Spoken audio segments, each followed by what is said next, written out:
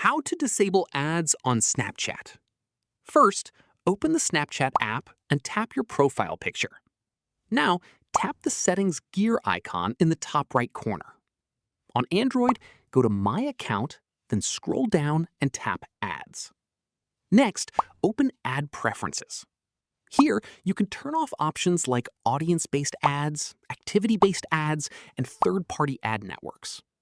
These settings reduce personalized advertising, but they will not completely remove ads. If you want to remove most Snapchat ads, Snapchat currently offers the Snapchat Plus Platinum Monthly Plan, which removes sponsored snaps and story or lens ads.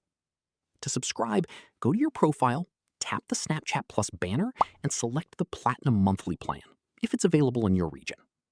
Now, some sponsored content, such as sponsored places or certain My AI responses, may still appear. So that's how you can disable personalized ads or reduce ads on Snapchat. If this video helped you, please like and share it. And don't forget to subscribe for more helpful Snapchat tutorials.